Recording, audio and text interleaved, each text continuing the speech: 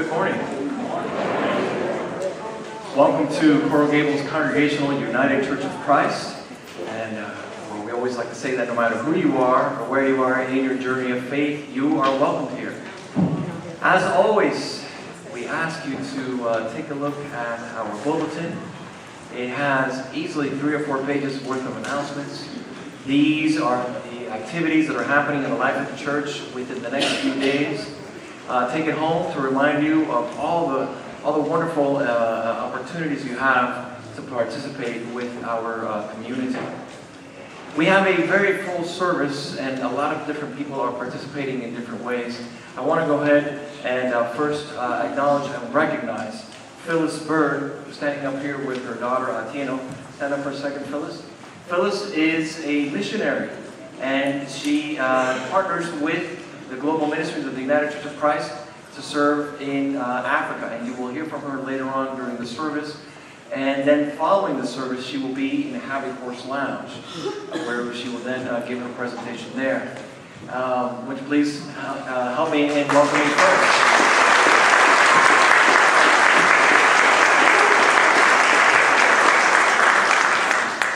And then for this service, which is in the season of Lent, and you may have seen in the tidings, we are incorporating the arts.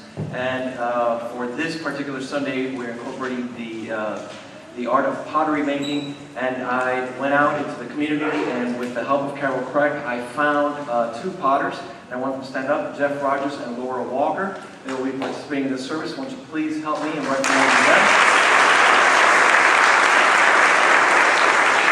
They have their pottery artwork in Fellowship Hall on display, and should you be moved to purchase one from them, I'm sure they'll be more than happy to talk to you at that moment. However, no haggling for prices. Only play.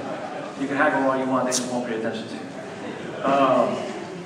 Friends, as you may already know, we have this church turned 90 years old, and we're in the midst of our celebration of our 90th birthday.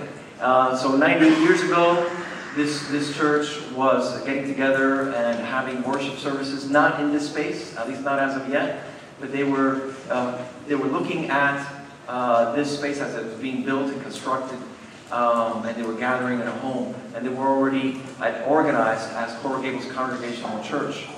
Our anniversary celebration began on Spirit Sunday, and it continues throughout the year. This Thursday, April 3rd, is a private viewing for church members only at the Coral Gables Museum. Take a look at that announcement in the program. The history of this church, from beginning to end, to currently up to just a few days ago, is on display at the Coral Gables Museum. It's been put together by the curator. It's been something that's been studied and organized. April 3rd is the private viewing for church members. April 4th, it opens up to the whole public. Now on April 3rd, are they going to check your card to see if you're a church member? Of course not. So if you show up and you're here as a friend of the church and you want to go on Thursday, April 3rd, fine, just go on in, identify yourself as a church member. Or if you're taking a friend of yours that's not a member but would like to go with you on that day, you're so welcome to do that. And I now call forward my good friend and church member, Skip Pita, who's going to tell us about Project Peru and their fundraiser that's happening. Good morning, everyone. On Friday evening, we're having I think it's our 6th fundraiser, the Project Peru fundraiser. It's going to be here at Fellowship Hall, Friday, April 4th at 7 p.m. For those of you who don't know what Project Peru is a partnership between this church, members of the medical community, to form medical teams that have gone to Peru to perform free surgeries in the Andes of Peru. This will be team number 6, and these teams so far performed over 200 free surgeries. So on Friday, we're going to have a fundraiser. There's going to be a silent auction. Can I say this? There's going to be yes? There will be a Don Q mojito bar. There will be pisco sours. There will be a silent auction. We promise you a good time. There's no admission fee. You can give a little, you can give a lot. You just come and have a good time and be inspired.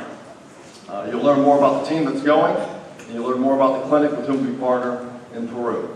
That's Friday at 7 p.m. in Fellowship Hall. Thank you.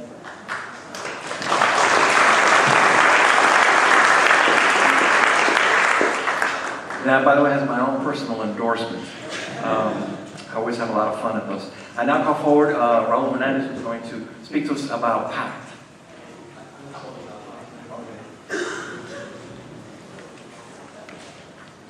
Thank you, Pastor. Good morning. Don't worry, this is very large print. Jesus said in Matthew, "How terrible it would be for you, scribes and Pharisees, you hypocrites!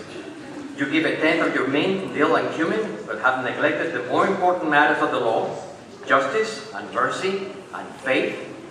These are the things you should have practiced without neglecting the others." Faith. We certainly do that in this congregation. We come to worship 52 times a year and pray and sing and praise the Lord and give thanks for our blessings, as we should. Mercy. We also do that pretty well. We help those in need and distribute food and help to build houses and contribute to protect the environment, also known as God's creation. Now, about that nagging justice thing, well, we certainly try hard to do our part, working as a congregation towards a better world, and we have plenty to show for it. But here is a great chance as individuals to make a difference by just showing up. People acting in community together. PACT. This congregation is a member of PACT. PACT's mission is to empower everyday people to create a more healthy and just society by winning victories for the community. Not by speaking for them, but by teaching people how to speak and act and engage and take action for themselves. PACT speaks truth to power, and tomorrow, this is precisely what we will do in front of elected officials at New Birth Baptist Church. We will tell them that building positive police-community relations reduces crime and increases trust in law enforcement. We will tell them that implementing prevention programs is more effective than increasing juvenile arrest for minor offenses. We will tell them that unjustified school suspensions contribute to juvenile crime that, way out of proportion, target minority communities. We will tell them that.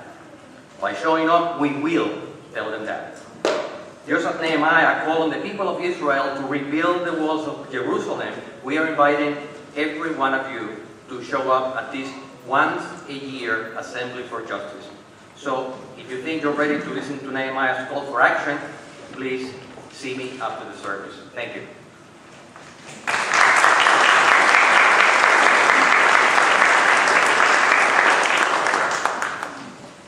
And finally, want to lift up that today is a Sunday where we join with a multitude of Christian denominations around the nation in every state. Christian churches are contributing on this day towards a fund called One Great Hour of Sharing. One Great Hour of Sharing will be described further on in the service, but this sometimes people like to write their checks ahead of time as opposed to when the plate is reaching you.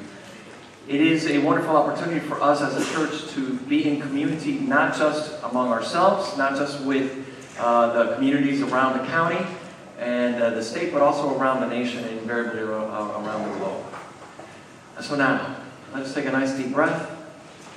Let us get ready to worship and praise our God, our Creator, by listening to the prelude.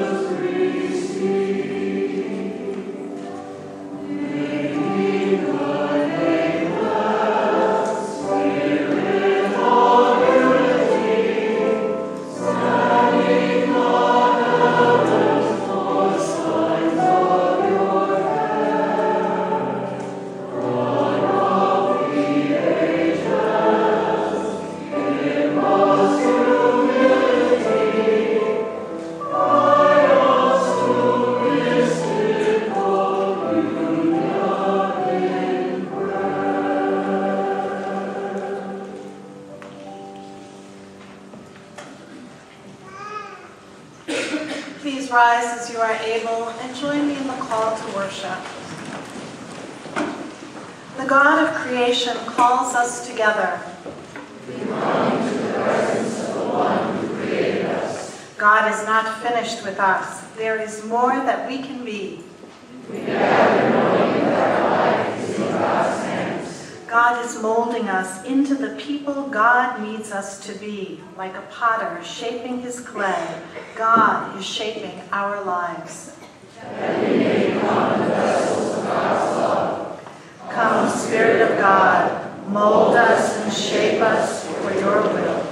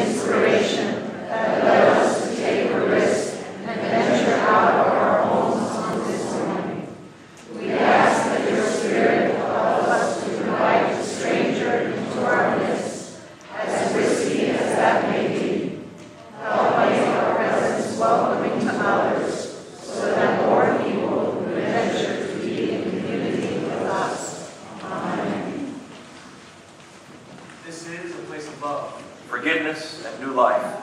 This is a place where all are welcome.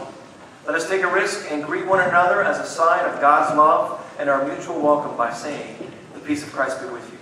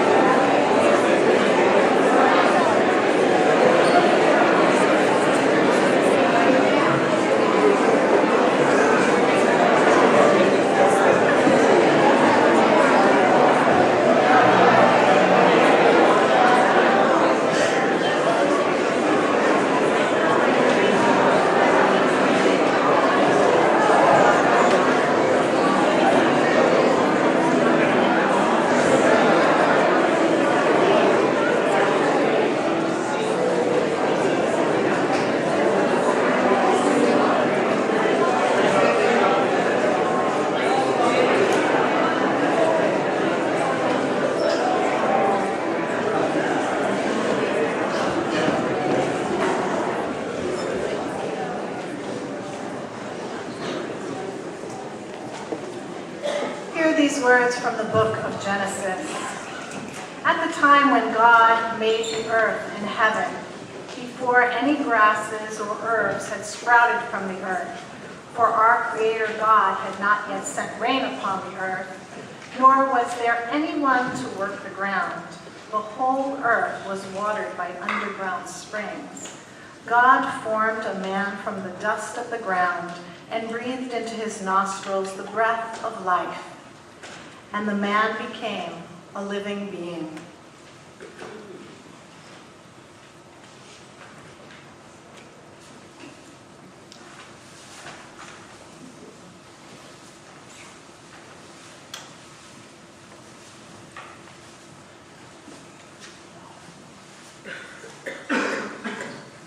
What is dust?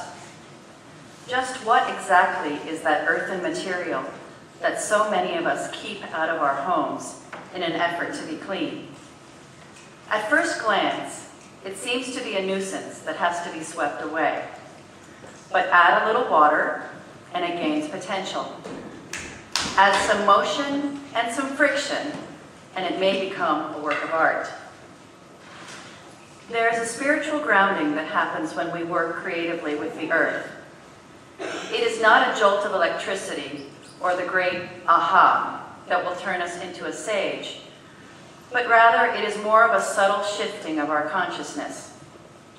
In combining water, clay, the turning of a wheel, and our imagination, we find ourselves unlocking a hidden potential that moments earlier was unseen. But little by little, it begins to take form. Our hands become the collaborative partner with God's creative spirit, so that we might turn earthen material into a practical and beautiful vessel. Take a piece of clay and place it in front of you. Look at it long enough, and you begin to see that it is asking for your hand. Nothing becomes something all by itself. It requires the collaborative nature of a partner. Think about it, and you'll realize that the world works and moves through collaboration. To be a potter is more than what it may seem. It is to be an artist that collaborates with the most basic elements of nature to unlock the hidden potential of the earth. It is to be a conduit for the divine.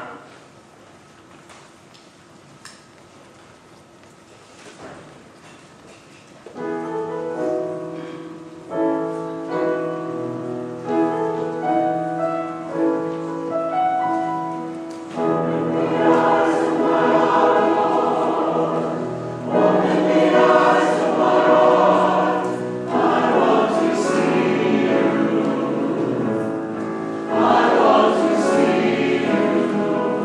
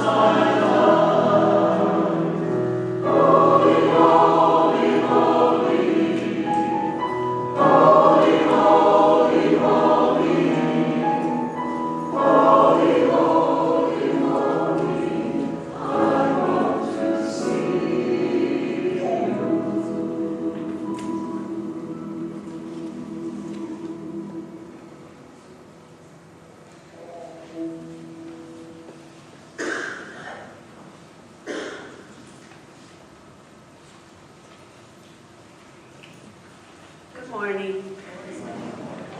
For those of you who may not know me, my name is Margaret Rolls, and I'm a teacher in the Miami-Dade County Public School System. I've been teaching kindergarten for 20 years. My students call me Migror, Senora, Profe, Mommy, and sometimes Miss Rolls. What is a child? As infants, we call them a blessing. As teenagers, we may describe them differently. Yet, regardless of their family background, every child is a wonder of hidden potential. It is my job and vocation as a teacher to shape and mold them so that their potential may one day become an action that will positively benefit the community. Teaching little children is very similar to being a potter. Our hands can get just as dirty, and our workstation may become just as messy. Like clay, little children have minds that can be molded and shaped into vessels that will hold and pour ideas. Often their future is determined in those early formative years, and the influence of a good teacher can make all the difference. There are some obvious differences between a potter and a teacher, between a child and a chunk of clay. A potter has to make sure that the material that he or she has to work with is of good quality. She inspects the clay for imperfection and for homogeneity. As teachers, we recognize that the material we have to work with is often already affected and sometimes damaged by the societal ills that surround the child. We have to work with the child as he or she is, and often that is what makes teaching so very challenging and also so incredibly rewarding. Many teachers develop a spiritual grounding that has shifted their consciousnesses towards the divine. We are artists that collaborate with a variety of mediums and techniques to unlock the hidden potential in each and every child. It may sound far-reaching to some people, but I would venture to say that teaching is sacred work. It also is a conduit for the divine.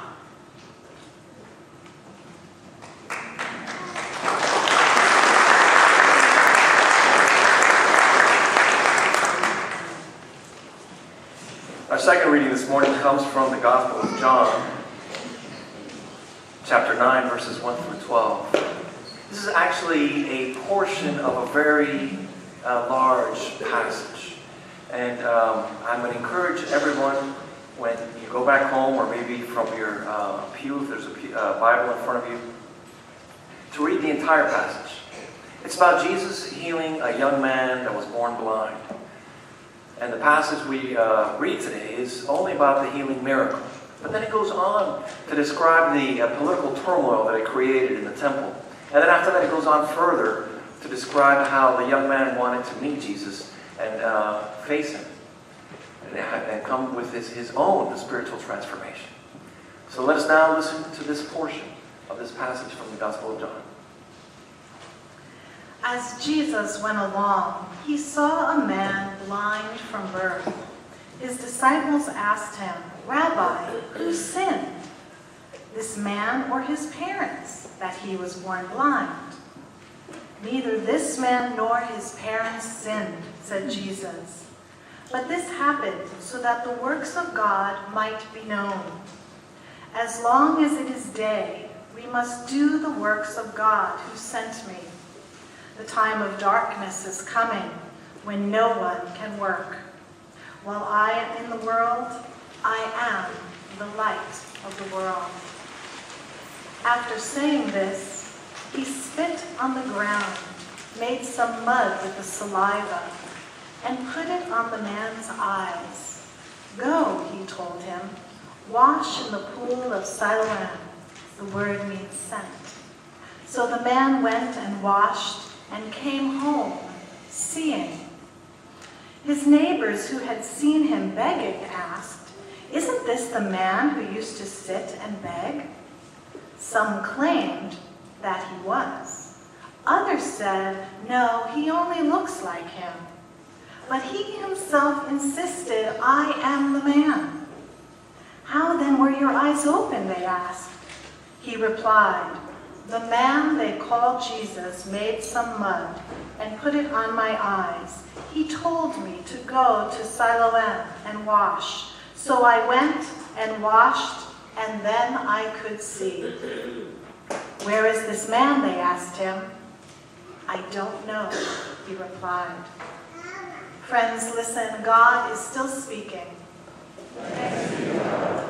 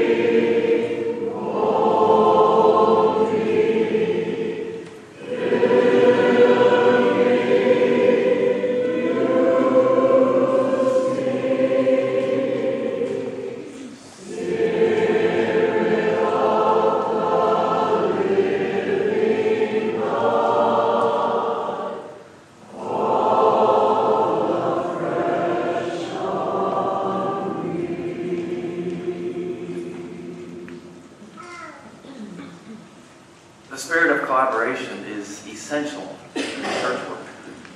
As pastors, be it Pastor Lori, Pastor Megan, or myself, we cannot do everything that has to be done without your help, without the help of others, without the help of the broader community. And often as a church, we partner with entities and people and organizations beyond our four walls so that we could do the work of the church, so that we could heal the community, so we could extend and offer justice to others, or sometimes, as it is for this Sunday, so that we could do our very own worship service here. It's moments like this that I have to lift up words of gratitude to everyone who has helped this day come through, to the many people who received my phone call and frantic text as I was full of anxiety, wondering if I had covered all my bases, crossed every T and dotted every I. And then at one point you realize, God will do the rest. Whatever I cannot reach or do, whatever ball I drop, the Spirit of God will be there to make sure that it moves on. Taking that into consideration, won't you please join me in a moment of prayer? May the words from my mouth and meditation of all of our hearts be acceptable to you, O God, our rock and our Redeemer. Amen. Grace and peace be with you on this day. The value of promoting the arts is obvious. We don't need to say that twice. We're in a church that is full of people that love the arts, promote the arts, and protect it. Protect it from the many different budget cuts that might come our way. School systems that cut their budgets and by doing so cut art programs are doing a huge disfavor to this community and to the children of the community. Administrators who are only concerned with the practical and utilitarian aspects of a course are eroding away at the joy that children experience in school when they have to do some watercolor, or when they have to do some woodwork, or, dare say, some pottery. Too often in communities where the school system is lacking, the churches have to fill in. In communities where schools lack in education, then you find church schools propping up. And in communities where the arts are lacking, you find that the church art programs become even that much more important. That my children were able to be part of a church choir made them better rounded and more fully developed individuals. And we know, as we see our own children perform here, that they're doing something that is not only special for us, but in the long term will have ripple effects that are difficult to measure at this moment. But they just might grow up to become an artistic person that will have a sense of faith and God within their art. That they might find that in their artwork, there's a divine inspiration, a touch from the Holy Spirit. To be an artistic person is to have an additional layer, a creative layer, that makes life that much more interesting.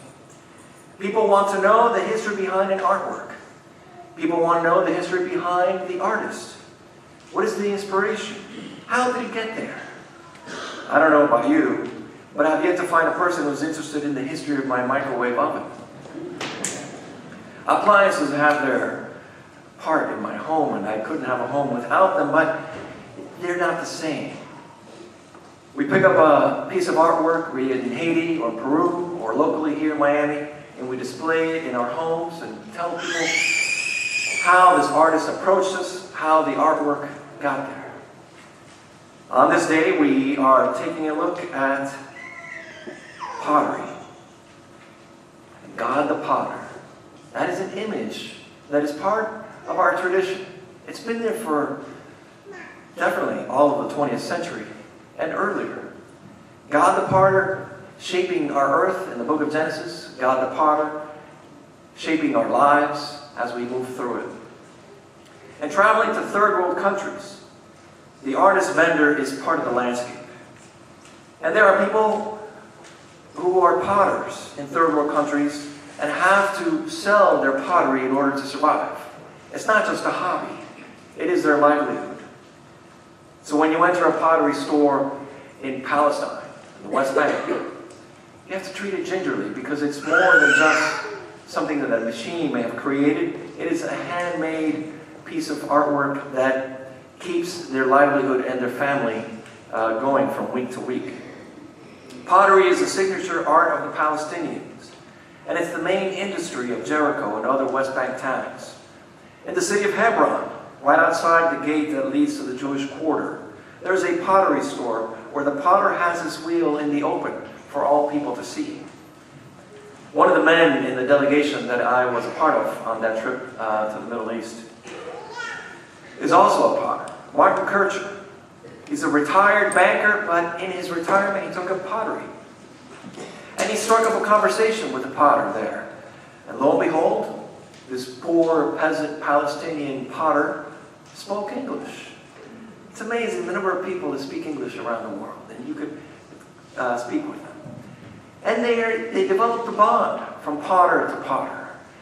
And Martin went ahead and picked up the clay, and he started to look at the clay and started to comment on how different the clay was from the clay that they have in America.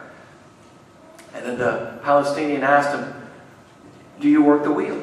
Are you too a potter?" And Martin said, "Well, a little bit." Immediately, the Palestinian jumped out of his seat, and he said, "Please, do me the privilege and the pleasure of working on my wheel." Well, Martin at that moment looked like a 10-year-old child. His smile was from ear to ear, his face just lit up, and he was just ecstatic. Later on, Martin shared with the group that although the clay in Hebron had different color from the clay in D.C., where he lives, once it was in his hands, he found it to be identical.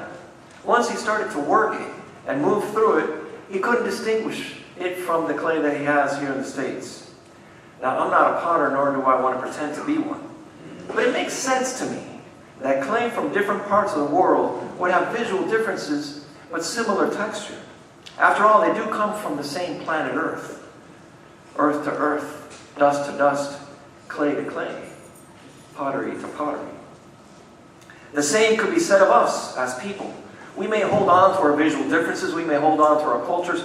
As we move through the world, we may always be pointing out what is different about this group of people from that other group of people back home. But once we get past the surface and we scratch at the veneer that makes us who we are, we find out that we have more in common with each other. We find out that we're made from that same substance, earth to earth and dust to dust, people to people. I'm very drawn to the image of God as potter, which makes this miracle of Jesus very appealing to me. That he should take dust and put his saliva and then work it in his hands. Almost makes him like a Middle Eastern shaman. And I could just see him performing this miracle, healing people, using the the elements of the earth, collaborating with the earth, unlocking that healing energy that is in there. Now I want you to use your imagination of that scene that was read. Like many of the gospel stories, the narrator does not provide any of the details that will make the story jump up. So I'm left to wonder about his bedside manner. How did Jesus hold the hand of the young blind man? How did he reassure this young man that everything would be all right?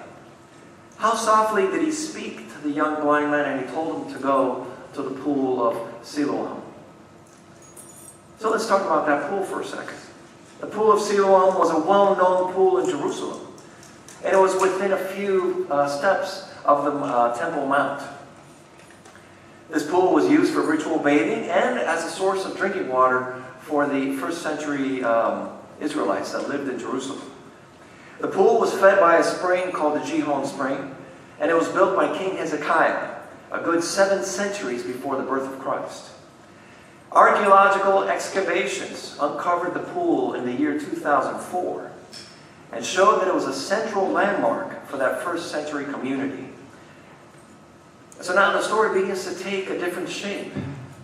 Out of all the places he could have sent the young man to wash up, he could have even sent him to wash up in the privacy of his home, assuming he had a bucket of water there. He sent them to a very public place. A very public place that's in front of the temple. It's not by mistake that Jesus did that. All the miracles of Jesus, all the healings are about reintegrating the individual back with the community. Reintegrating the individual back with the temple from that which they were separated from. And so, by ordering this young man to wash his face in the pool, Jesus is integrating different layers of healing as well as different layers of teaching. This is really more a teaching passage. This is a passage about a living lesson that Jesus was imparting to his disciples. Jesus was talking about the nature of God. What is the true nature of God is something that is discussed in every Bible study class. And even just this morning in our adult Bible study class, we were talking about the nature of God. Is the nature of God exclusive or is it inclusive? Is it peaceful or is it violent? The God of Jesus is not a punishing God. The God of Jesus transcends the doctrines of the religious institution. The God of Jesus is not concerned with sin, which makes him perfect for the UCC, by the way. It's not one of our favorite words. This passage has Jesus undoing centuries of religious doctrine in less time than it takes to make a clay pot. I want you to notice that the passage began with doctrinal questions. The disciples are asking him, is this person blind because his parents sinned, or was it because of his own sins? And then Jesus replied, neither of them sinned. And so now they're talking institutional questions, doctrinal questions. And the first century understanding of God was the following. If God was pleased with you, God would bless you. If God was displeased with you, God would send some sort of malady your way. And this was their unscientific way of explaining the world. And I say unscientific because science hadn't been invented yet. Between the days of Jesus and the very first recorded scientific act, a good 1,700 years still had to pass. And so, it sounds ridiculous to us that back in the first century, the Jews would explain everything in this unscientific way, but we have science and we have medical technology at our disposal. But what about Jesus?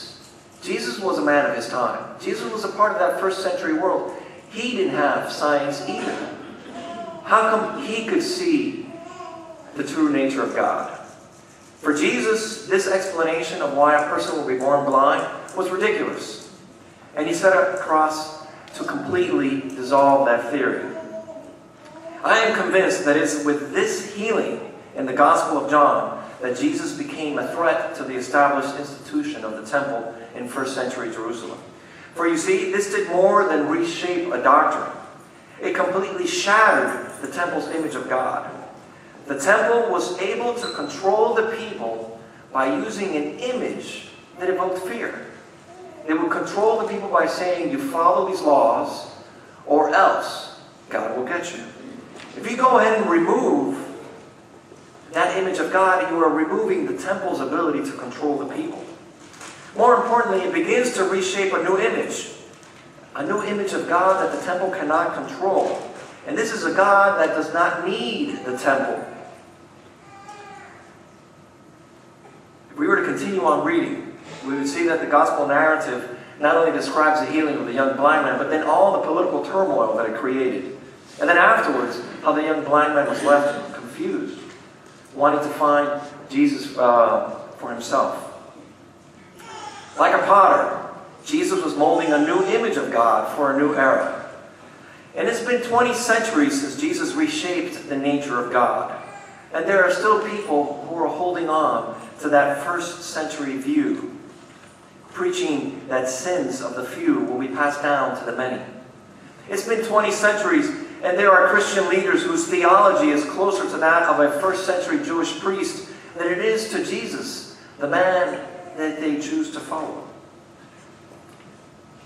Several years ago, I was completely sickened by the words of Pat Robertson, who said that the earthquake that happened in Haiti was God's punishment to the Haitian people. That an earthquake that demolished Port-au-Prince was because the Haitians had committed inequities, and this was God's wrath upon them. Even more disgusting was that Pat Robertson used biblical scripture from the book of Leviticus to emphasize his point, and thinking that that would give him the authority to speak in such ways. It is the book of Leviticus that first century Jewish priests would use and quote to condemn the young blind man and his parents. It is the doctrine from the book of Leviticus that Jesus was undoing. It is those words and commandments from the book of Leviticus that Jesus was trying to reshape and say, I give you a new commandment. And it's been 20 centuries and we still find people who don't understand the self-correcting nature of the Bible. That statements made in the book of Leviticus could be undone and changed by a new commandment and a new teaching from Jesus Christ. And as humanity's understanding of God evolves, we unveil a new image of God. A new image that ultimately will bring us closer to the divine. A new image that is a little bit more inclusive.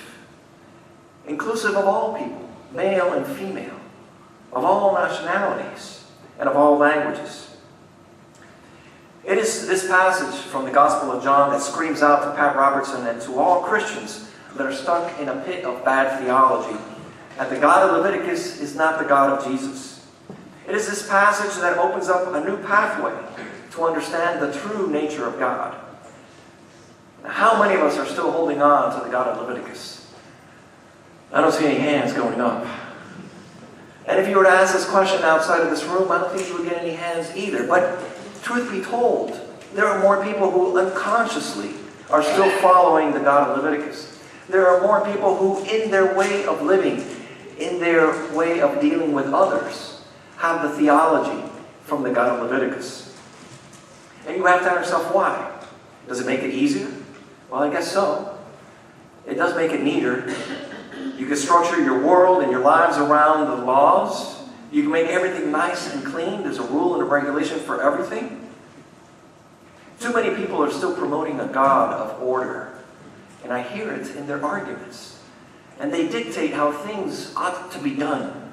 And when things are not done in the way that they ought to be done, they immediately start quoting and starts telling you how off base you might be. You know who I'm talking about. You've got people like that in your home. You've got people like that in your work. You've got people like that in your own community. Truth be told, they're everywhere. Making the work of the church endless and perpetual. Generation after generation. We always have to be restating this. These are people who feel uncomfortable with change, especially when change is required of them. These are people who, once they've made up their mind about you or about a certain issue, There's no changing it. These are people that once they draw the line and you're on the other side of the line, it's going to be hard for you to cross it now.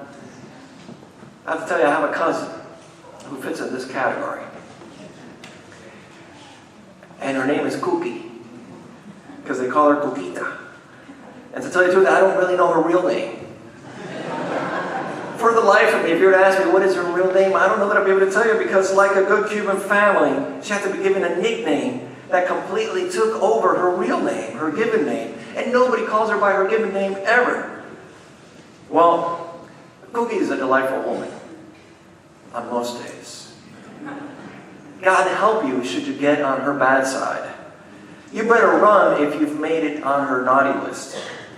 She's only a few years older than I am, but she acts like she's a whole generation removed. We stopped talking, she and I. Not because it was my choice, but I think she's the one that cut me off. You see, I made her list some time ago. And the older she gets, the longer her list becomes. And the longer her list becomes, the fewer people she has to talk to. I have figured out that Cookie has major control issues, to say the least.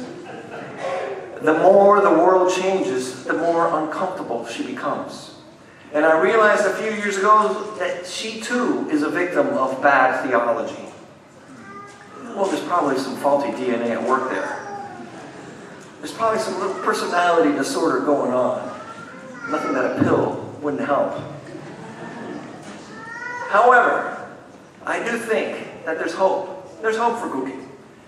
I think she's not a lost cause, and I would make the following prescription to her. Get messy. Go ahead and get your hands dirty. Stick your fingers in clay and feel it get wet all around you. Get your fingers into dirt and start moving it around. If that's too big of a step, then let's go to the beach. Let's build a sandcastle. And if that's too difficult for you, well, then let's just go into the garden. And let's start gardening and start moving the soil around and get dirt there inside your fingernails. God forbid it should mess up your manicure. A whole bunch of women are looking at me right now and saying, what, is Guillermo saying the truth? But after a while of working with the soil, after a while of working with the earth, and just like a potter, you'll see that the Spirit of God will be reshaping your consciousness. The Spirit of God will be reshaping how it is that we relate to one another, because we see that not everything is so static, not even the earth itself. And after a while, we might see that the Spirit of God, just like a potter, is reshaping all of humanity, so that one day we might become the people that actually know how to love one another and to love their neighbor. Amen and amen.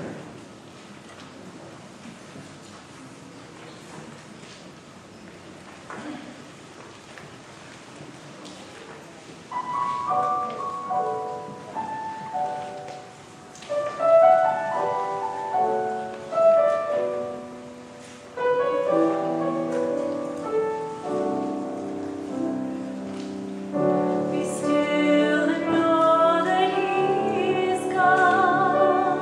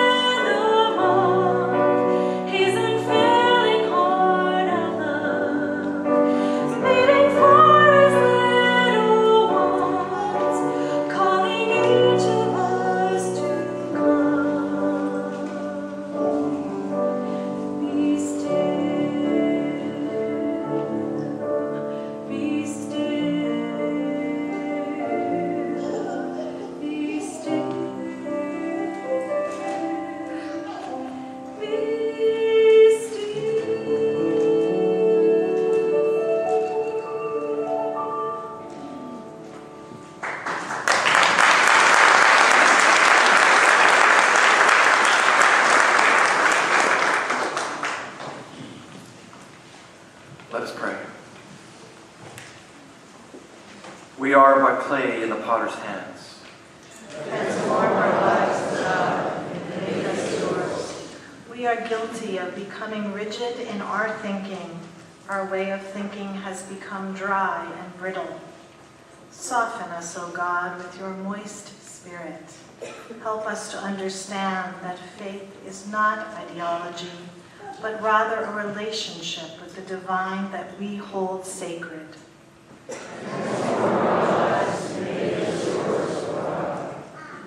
We are but clay in the potter's hands. Mold us into your people, O God. Turn us into vessels of your love, peace, and justice. Change us, O God, and make us yours. Help us understand, loving God, that faith is not saying the right words or reciting the right creeds, but rather living in a manner that promotes love to all people. Shape our faith through experiences that break us from the bonds of bias and prejudice. May we encounter your creative spirit while walking barefoot on the grass, smiling at our neighbor, playing with a child, or standing up for justice. Change us, O God, and make us yours. There are too many of us, Christ Jesus, who are having difficulty with the challenges and changes in our lives. Too many of us have had unwelcome changes that disturb our well-being. Whether it is financial, emotional, or medical, we find ourselves drowning in anxiety and despair. Strengthen our resolve, activate our network of friends, and provide for us all that we need to overcome these changes.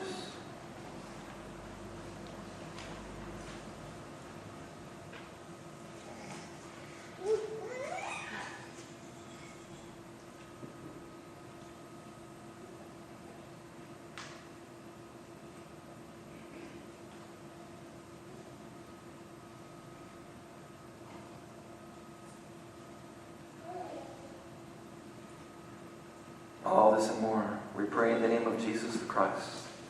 Amen.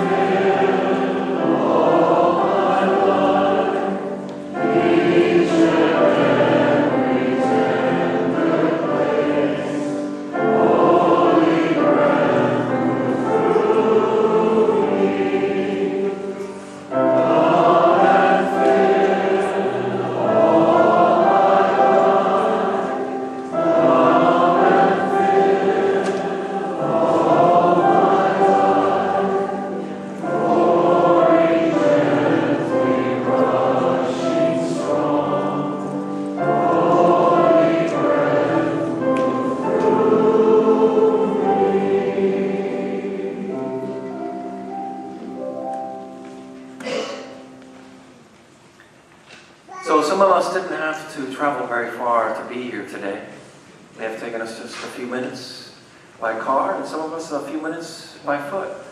Yet with us today is somebody who traveled from clear across the ocean to be with us this morning. And so I want to call forward Phyllis Bird. You can use either way. Come on, wherever you feel. Come on. Oh, you want to add help?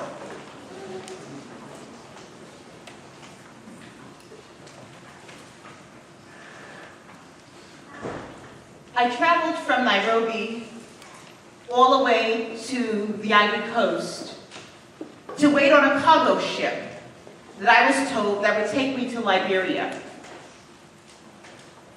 I finally found a cargo ship. 3 days I rode on this cargo ship. I was tired, I was uncomfortable. I got off the cargo ship. I was sent to Liberia on behalf of the Archbishop Desmond Tutu, who I worked with. He told me to find the church leaders, find out the issues so that we can be in solidarity with them.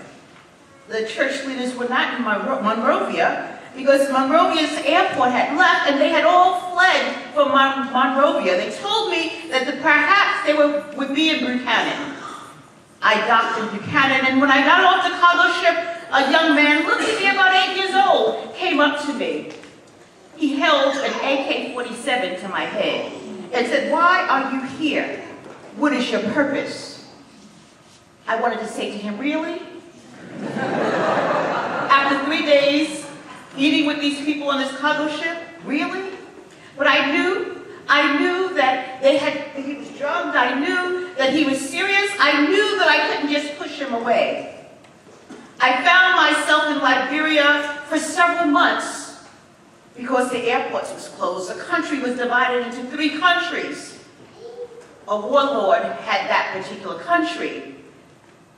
I lived with the people and amongst the people. I understood from my time there what it meant to be the church. You see, when the cameras of CNN, Sky News and BBC and Al Jazeera had all gone away, the people were still there. When all the non-governmental agencies had gone and packed up their bags, they were waiting on the next war that they would report on and tell you about it so that people would send their money after showing a starving child. After they had packed their bags, the people were still there. What it meant to be the church is to walk with the people of God through the long run, not the short run, not because it was in front of us and we saw it every day and we knew that there was a war in Liberia, but to be a people of God meant to walk with the children who had been used as a tool in war, a war that they did not start.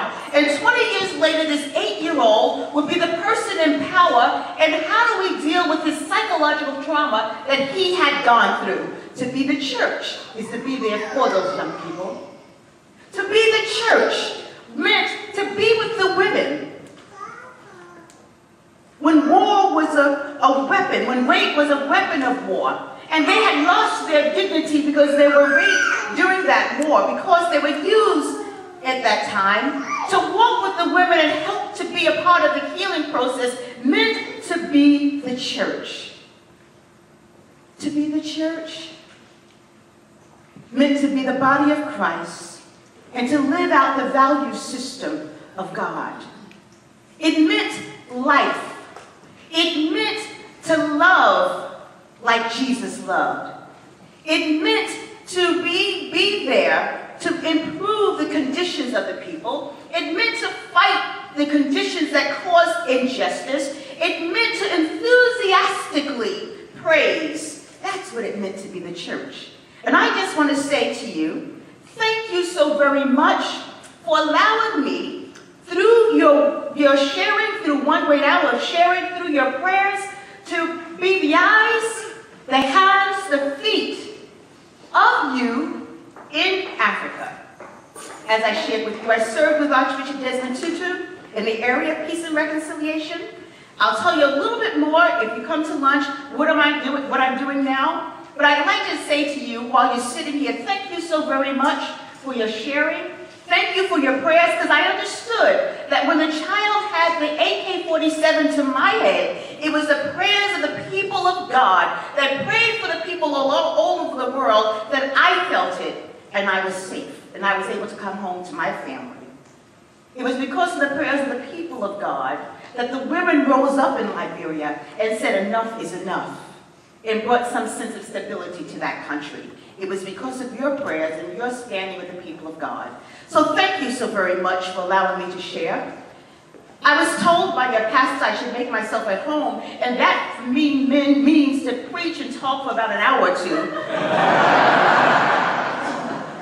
But my daughter said to me when we walked in here, "Mommy, I love this place. Can we come here and live forever?" So because I want you to come and live forever here, according to her, I won't extend my welcome, and I will invite you to have lunch with us so you'll hear more. But thank you. I say the words of the Swahili-speaking people in Kenya, Asante Sana.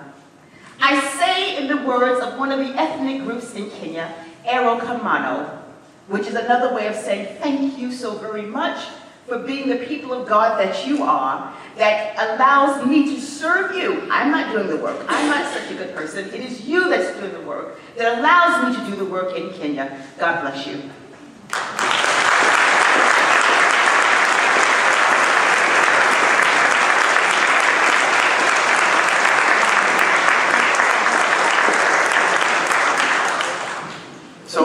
Phyllis is far from home, and this is as much as we can make home for her today, and our hospitality has to be that venue. So consequently, I want to let you know that today is the birthday of Phyllis Bird. And so if she were home, you know that somebody would be singing happy birthday to her. So let us join together in singing happy birthday to Phyllis.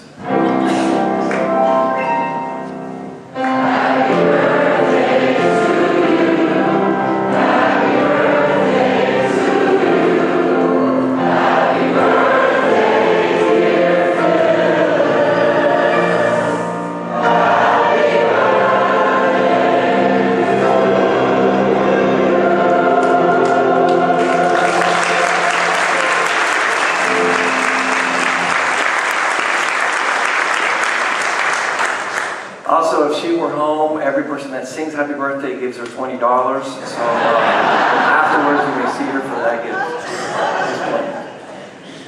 Friends, as we have already mentioned, today is the day that the entire nation celebrates one great hour of sharing.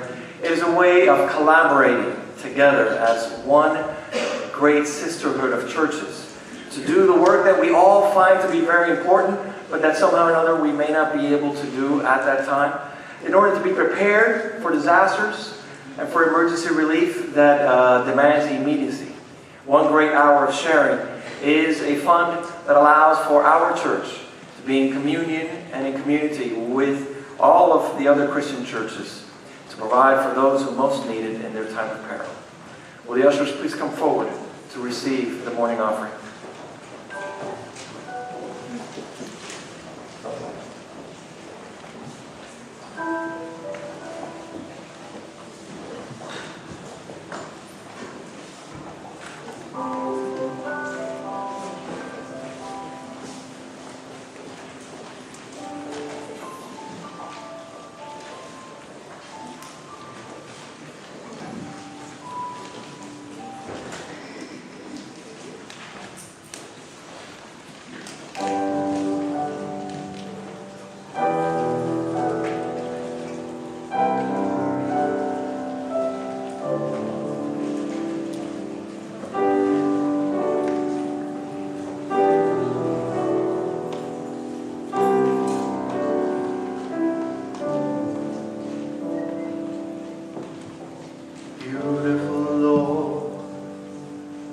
Wonderful Savior, I know for sure, all of my days are held in your hand, grafted into your perfect plan.